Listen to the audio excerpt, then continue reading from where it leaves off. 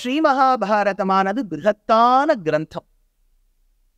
அந்த கிரந்தத்துல இந்த இடத்துலேருந்து ஆரம்பிப்பேன் அந்த இடத்துலேருந்து ஆரம்பிப்பேன்னே சொல்ல முடியாது. ஏன்னா எந்த இடத்துல ஆரம்பிக்கிறோமோ அதுக்கு முன்னாடி ஒரு 100 கதாபாகங்கள் உண்டு. அப்படித்தான் இந்த திரௌபதியும். பொதுவா ஸ்கூல்ல படிக்கும்போது இப்போ பிசிக்ஸ்லாம் எடுத்துட்டேன்னு பிசிக்ஸ் கெமிஸ்ட்ரிலாம் ஒரு வார்த்தை போடுவா, as discussed in the previous chapters அப்படின்னு ஒரு லைன் இருக்கும்.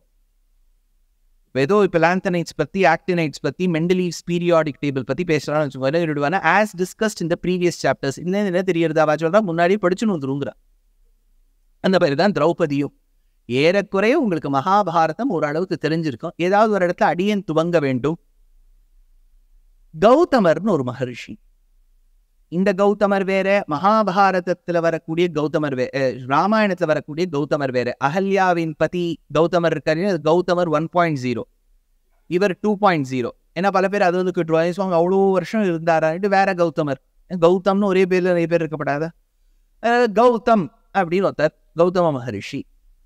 அவர் ஜனபதி என்கின்ற அப்சர ஸ்திரீ கிட்ட வியாமோகப்பட்டார், ரொம்ப ஆசைப்பட்டார். இப்போ அடுத்தது கேட்பேன், ஏன் சார் அவர் ஆசைப்படணும்? எனக்கு என்ன சுவாமி தெரியும், என்ன கேட்டுவிட்டா பட்டார். அதனால என்னவோ கேட்கும்போது எல்லாரும் எப்படி கேட்பான்னா, என்கிட்ட இந்த ரிஷிகள்லாம் பர்மிஷன் வாங்கி பண்ண மாதிரி கேட்பா. எனக்கு அதெல்லாம் இருக்கிறத அப்படியே சொல்லிடுவேன். ஜனபதி என்கின்ற பெண்ணினிடத்தில் வியாமோகப்பட்டு அவள் கர்ப்பம் தரித்து 2 குழந்தைகளை ஈன்றெடுத்தாள். ஆண் குழந்தை ஒன்று, பெண் குழந்தை ஒன்று. அதுக்காக பேர் வைக்கணும். இப்போ பேர் வைக்கிறது அதை விட ஒரு பெரிய ப்ராசஸர். அதனால எந்த பேரை சார் வைக்கிறது? நமக்கு என்ன தெரியும்? சர்வ பிரஹரணாயுதன் அப்படின்னு பேர் வச்சுடணும். இந்த மாதிரி யாரும் வைக்காத பேரை இதுதான் ஒன்றும், சர்வ பிரஹரணாயுதம். 21 அக்ஷரம் அந்த பேர்ல. பாஸ்போர்ட்ல அது அடுத்த பாஸ்போர்ட்டும் வாங்கி ஒட்டி தான் எழுதணும். அப்பேற்பட்ட குழந்தைகளுக்கு என்ன பேர் வைக்கலாம்னு சொல்லும் போது, ஆண் குழந்தைக்கு கிருப, பெண் குழந்தைக்கு கிருபி அப்படின்னு பேர் வச்சார். இது ஒரு பக்கம் கிருபா கிருபி பிறந்தாச்சு, அந்த விதத்துல சுலபமா ஆக்கியிருக்கா பேரை. இன்னொரு காலகட்டத்தில் பரத்வாஜ என்கின்ற மகரிஷி.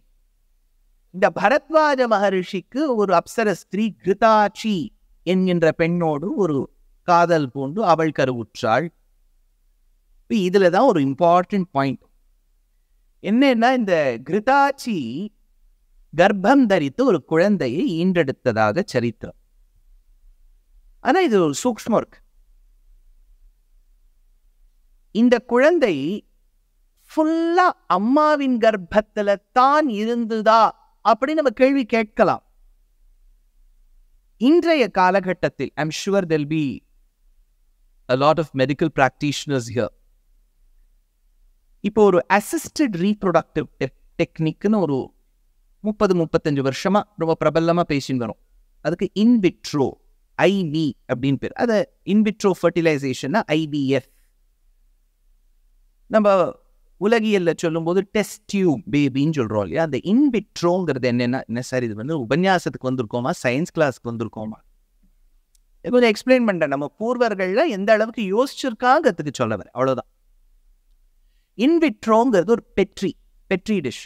உடம்புக்கு வெளியில, நம்ம சரீரத்துக்கு வெளியில அந்த ஃபர்டிலைசேஷன் நடந்து அந்த கரு உருவானால் அதை இம்ப்ளான்ட் பண்ணிடுவா பெண்ணின் உடம்புக்குள்ள.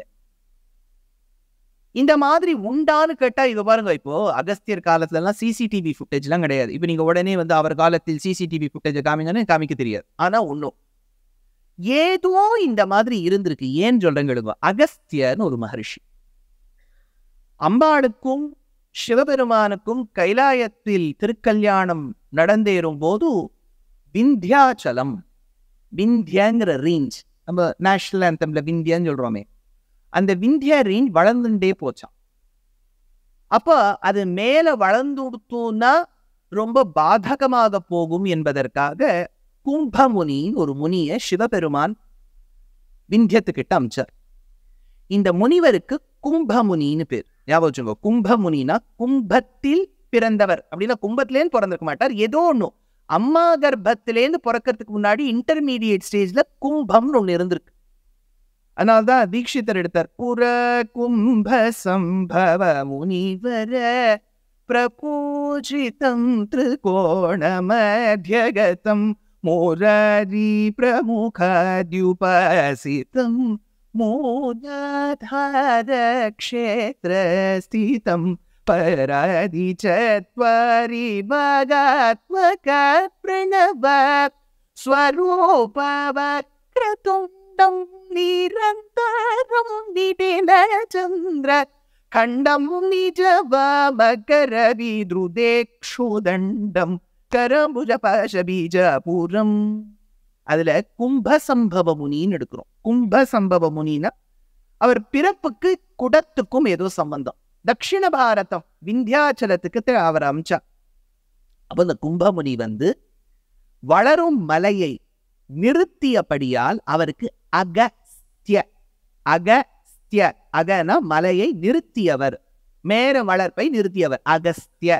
அப்புறம் அவர் அகஸ்தியர் மகாராஷ்டிரத்துக்கும் தமிழகத்துக்கும் நடுவில் நடந்து கொண்டே இருந்து அப்புறம் தான் அகத்தியம் ஒன்று ஏற்பட்டது. நம்ம சங்க இலக்கியங்கள்ல எல்லாம் தொல்காப்பியர்னு அவருக்கு ஒரு சிஷ்யர் இருந்ததாகவும் அவர் ஒரு விவரண நூல் எழுதினதாகவும் சொல்றோம். அவருக்கும் கும்பமுனின்னு பேர். அப்படின்னா கும்பத்திலிருந்து பிறந்தவர்.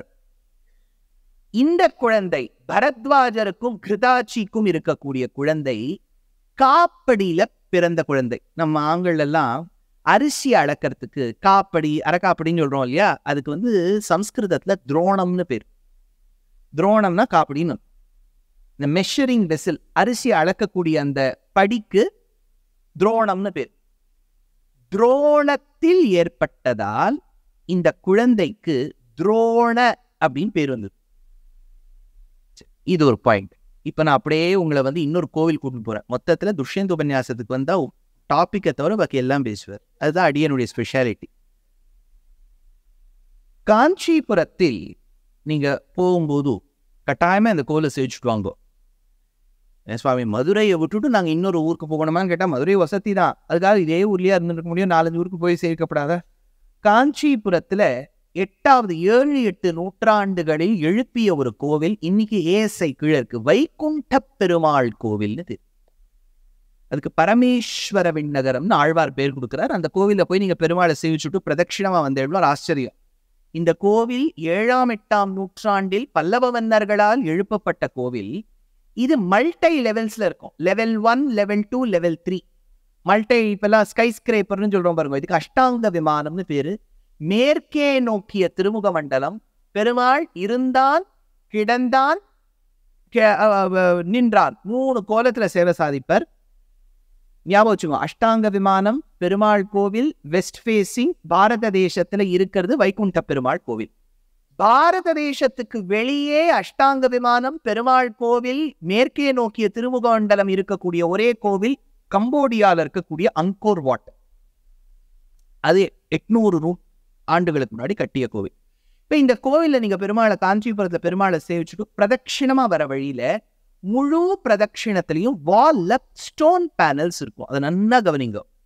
இது ஒரு கோவில் தான் உலகத்தில் ஒரு முழு டைனஸ்டி, ஒரு பெரிய பரம்பரையை சுவற்றில் செதுக்கி வைத்த ஒரு கோவில்.